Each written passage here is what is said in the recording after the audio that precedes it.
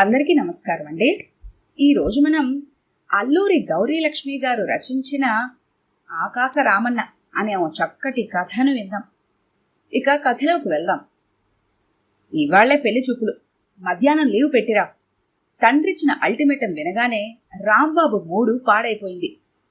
పదోసారి తనలో తన వెటకారంగా అనుకుంటూ బ్యాంకుకు బయలుదేరాడు. తన పెళ్లి చూపుల ప్రహసనం గురించి ఆలోచిస్తూ నిట్టూర్చాడు రాంబాబు. అందరికీ పెళ్లి చూపులు ఆనందాన్ని, ఆహ్లాదాన్ని కలిగిస్తాయట. ఒక రకమైన ఉత్కంఠ కూడా ఉంటుందట. తనకి మాత్రం పరీక్షకు వెళ్తున్నంత టెన్షన్గా ఉంటుంది. నిత్యం సిటీ బస్సుల్లో, బస్ స్టాపుల్లో ఎంతో మంది అందమైన అమ్మాయిలు కనబడేవారు. వీళ్లలో ఎవరో ఒక అందాల రాశిని ఎంచుకుంటే అయిపోయింది కదా అనుకునేవాడు అతను. బ్యాంకు ఉద్యోగం దొరికినప్పటి నుండి ఆ పనిలో పడ్డాడు. అదేం దురదృష్టమో, తను పెళ్లి చూపులకు వెళ్లి చూడబోతే ఒక్క అమ్మాయి కూడా అందంగా కాదు కదా, ఒక మాదిరిగా కూడా ఉండటం లేదు. ఏడ్చుకుంటూ తిరిగి రావాల్సి వస్తుంది. మొదటి పెళ్లి చూపులకు కోటి కోరికలతో బయలుదేరాడు అతను. అన్నీ బానే ఉన్నాయి, అదొక్కటే లోపం. అమ్మాయి ఇంచుమించు 6 అడుగులుంది, తనేమో 5, 6. పెళ్లి కొడుకు పొట్టైనా పర్వాలేదని అమ్మాయి, ఆమె తరపు వారు ఉదారంగా ఉన్నారు. అయినా తను ఒప్పుకోలేదు. ఇదేమైనా సినిమానా? లెన్స్ అడ్జస్ట్ చేసి చూపించడానికి కుదరదుగాక కుదరదని వద్దనేశాడు. రెండోసారి కూడా ఉత్సాహంగానే వెళ్లాడు పెళ్లి చూపులకి. అమ్మాయి కాటుక రంగు, మేకప్లో మరింత భయంకరంగా ఉండి పారిపోయొచ్చాడు. ముచ్చటగా మూడోసారి అమ్మాయి రంగు, రూపు బానే ఉన్నాయి. ఎటొచ్చి కాస్త వెడల్పు ఎక్కువగా ఉందంతే. ఆమె వెనుకాతను నిలబడితే ఆచూకీ దొరకకుండా దాక్కోవచ్చు. ఇలా 9 పెళ్లి చూపులు తనకి విషాదాన్నే మిగిల్చాయి. తొలి చూపు, తొలి ప్రేమ లాంటివి పక్కన పెట్టి అసలు ఆడపిల్లలంటేనే భయపడే స్థితికి దిగజారాడు తను. సాయంత్రం రాంబాబు పెద్దల సహాయంతో జగమే మాయ, బ్రతుకే మాయ అనుకుంటూ జీవఛావల్లా పెళ్లి చూపులకి వెళ్ళాడు. భయపడుతూనే అమ్మాయిని చూసి షాక్ తిన్నాడు. పెళ్లి కూతురు సీత ముద్ద బంతిలా ఉంది, పచ్చగా చురుగ్గా ఉంది. రాంబాబు షాక్ నుంచి తేరుకునేలోగానే కట్న కానుకలన్నీ ఓకే అయిపోయాయి. అందరూ నవ్వుకుంటూ లేచారు.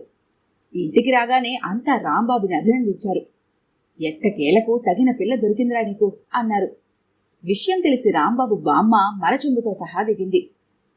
రాంబాబు తండ్రి, వెధవకి కళ్యాణ గీత లేదేమో అనుకున్నాము, కానీ ఎలాగైతేనే వీడు పుణ్యం పుచ్చి బంగారు బొమ్మలాంటి పిల్ల కుదిరింది అన్నాడు బామ్మతో. వంత పాడింది రాంబాబు తల్లి. బామ్మకి తిక్కరేగింది. ఏమిటర్రా, నా మనవడికి పెళ్లి కావడం కష్టం అన్నట్టు మాట్లాడుతున్నారేమిటి మీరంతా? వాడికేం తక్కువని? నా మనవడు బంగారం, రూపంలో చంద్రుడు, గుణంలో రాముడు. వీడికి సాటి రాగల కుర్రాడు మీ టౌన్ మొత్తంలో ఒక్కడు కూడా ఉండడు అంది జబ్బ చరుస్తూ. రాంబాబు సిగ్గుపడ్డాడు ఆ పొగడ్తలకి. నా మనవడలాంటి మొగుడు దొరకడానికి ఆ పిల్ల బంగారు పుష్పాలతో భగవంతుడికి పూజ చేసి ఉంటుంది అంది బామ్మ ఆనంద బాష్పాలతో.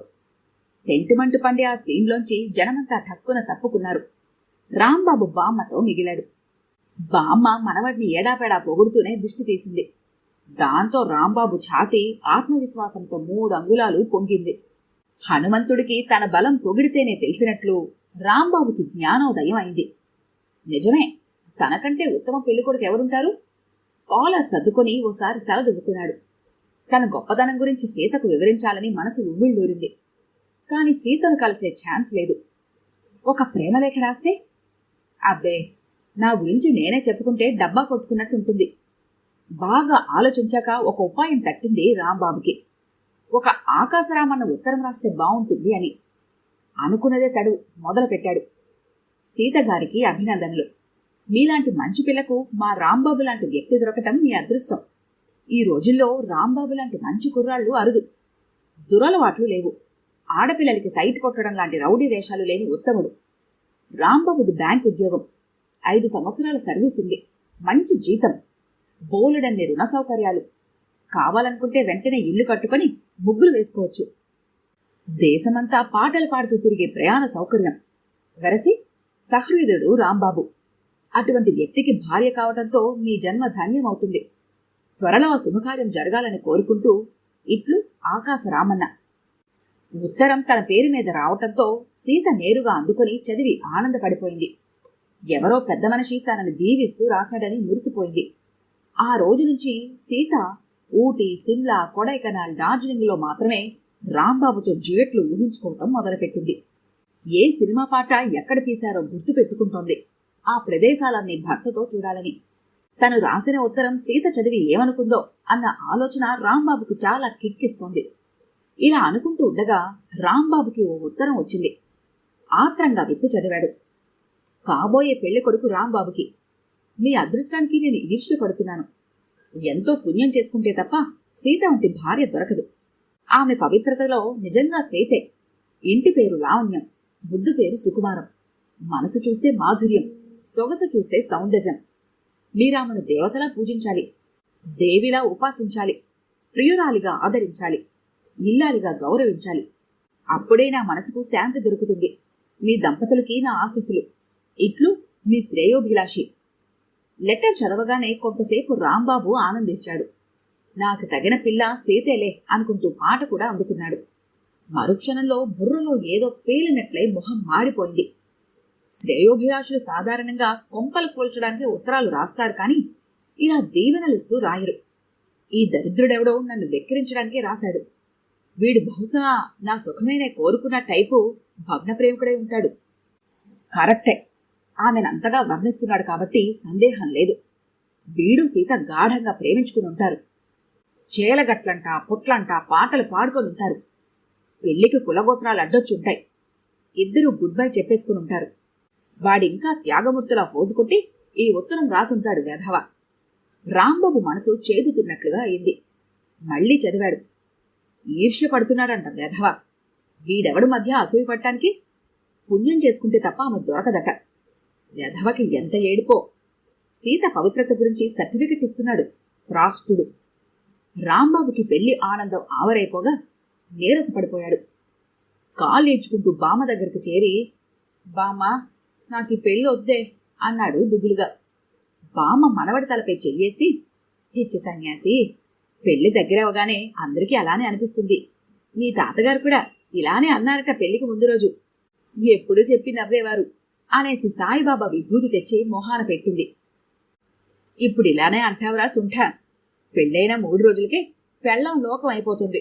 ఈ ముసల్ది ఎప్పుడు పోతుందో అంటావు అనేసి నవ్వుకుంటూ వెళ్ళిపోయింది. రాంబాబు నిట్టూర్చాడు. బామ్మ ఒక్కతే నాకు దోస్తు. నా బాధ ఇంకెవరికి చెప్పుకోవాలి? అమ్మకు చెప్పుకుంటే అమ్మో నన్ను వెర్రి వెంగళాయన చూసినట్టుగా చూస్తుంది. నాన్నేమో శత్రువును చూసినట్టుగా అనుమానంగా చూస్తాడు. ఈ పెళ్ళొద్దంటే బుర్ర రామకీర్తన పాడేడు అనుకున్నాడు. చివరికి తన గోడంతా ప్రియమిత్రుడు సుబ్బారావుకి చెప్పుకున్నాడు. ఇద్దరూ కలిసి ఓ మాస్టర్ ప్లాన్ వేశారు. ఇద్దరూ మర్నాడే సీత ఊరికి ప్రయాణమయ్యారు. ఆ ఊళ్ళో ఒక కిళ్ళి కొట్టువాడి దగ్గర చేరి కూల్ డ్రింకులు తాగి 50 రూపాయల నోటిచ్చి చిల్లర ఉంచుకోమన్నారు. సీత సంగతి చెప్పి, ఆ అమ్మాయి ఎలాంటిది, మంచి పిల్లేనా అని అడిగారు ఇద్దరు. వాడి మొహం అయిష్టంగా పెట్టి వెంటనే సర్దుకున్నాడు. అటుగా వెళ్తున్న ఓ 50 ఏళ్ల సన్నపాటి వ్యక్తిని చూపించి, ఆయనే సీత ట్యూషన్ మాస్టారు, ఆయన అడిగితే వివరాలు బాగా తెలుస్తాయి అన్నాడు. ఇద్దరు ఒక్క పరుగులో ఆయన్ని కలిసి వచ్చిన పని చెప్పారు. మా ఇంటికి వెళ్లి తీరిగ్గా మాట్లాడుకుందాం అని ఇంటికి తీసుకెళ్లాడు ఆయన. రండి బాబు అంటూ ట్యూషన్లు చెప్పే గదిలో బెంచి మీద ఇద్దరిని కూర్చోబెట్టి పాఠం అందుకున్నాడు. పెళ్లి 3 రోజులుందనగా పెళ్లి కూతురు గురించి ఆ ఊరికే వచ్చి ఆరా తీస్తారా? ఎంత ధైర్యరా మీకు అంటూ పిల్లల్ని కొట్టే బెత్తంతో అందిన చోటల్లా కొడుతూ తిట్లదండ కొనసాగించాడు. రత్నం లాంటి పిల్లని అనుమానిస్తారా? ఇప్పుడు నేను సర్టిఫికెట్ ఇస్తే పెళ్ళాడి లేకపోతే మానేస్తారా? మీలాంటి వాళ్ల కోసమే చూస్తున్నాను నేను, తెలుసా? నేనసలు జనంలో ఉన్న నక్సలైట్నర్రా, తలుచుకుంటే కాల్చి పాడేయగలను. పోనీ కదా అని వదిలేస్తున్నాను అని ముక్కాయింపు ఇచ్చాడు. ఊపిరి పీల్చుకునేలాగా మళ్లీ అందుకున్నాడు. అలా 1 గంట నరకయాతన పెట్టి మంచినీళ్ళు తెస్తానుండండి అని బెత్తం పక్కన పారేసి లోపలికి వెళ్ళాడు ఆయన. ఆయనటు తిరగ్గానే ఇద్దరు ఒకే పరుగు తీసి బస్టాండ్లో ఆగారు. అక్కడ ఆగి ఉన్న బస్సెక్కి అలా బయలుదేరాక ఊపిరి పీల్చుకున్నారు. ఈ పిచ్చి నక్సలైట్ గాడు ఎక్కడ దొరికాడరా బాబు? ఎలిమెంటరీ స్కూల్ పిల్లల్ని కొట్టినట్టు కొడుతున్నాడు. దెబ్బలు చూసుకుంటూ మొత్తుకున్నాడు సుబ్బారావు. 10 మందిని పిలిచి పంచాయతీ పెట్టలేదు, అదేనా ఆనందం. అందుకే మాట్లాడకుండా పడ్డాను తిట్లు దెబ్బలు అంటూ రిలీజ్గా నిట్టూర్చాడు రాంబాబు. అనుకున్నట్లుగానే ఫెళ్ళున సీతారాంబాబుల కళ్యాణం జరిగిపోయింది. శోభనం ఏర్పాట్లు కూడా జరిగాయి. సీత సిగ్గులు జల్లుకుంటూ రాంబాబు దగ్గరకు వచ్చేసింది. ఆమెను పక్కన కూర్చోబెట్టుకుని ఆమె తన బెరుకు పోవడానికి ఆ కబురు ఈ కబురు మొదలుపెట్టాడు. తమ బంధువుల పేర్లు, వాళ్ళ ఊర్లు చెప్పాడు రాంబాబు. సీత, నిన్ను పొగుడుతూ నాకు లెటర్ వచ్చింది తెలుసా అన్నాడు రాంబాబు సీత వైపు ప్రేమగా చూస్తూ. ఏమని అంది సీత సిగ్గుగా. నువ్వు మంచి అమ్మాయివని. అది చదివి చాలా ఆనందపడ్డాను తెలుసా అన్నాడు నక్సలైట్ మాస్టారు దెబ్బల వర్షం గుర్తొచ్చి గుటక మింగి. బహుశా మనిద్దరికీ ఒకేసారి ఎవరన్నా రాశారేమో అంది సీత నవ్వుతూ.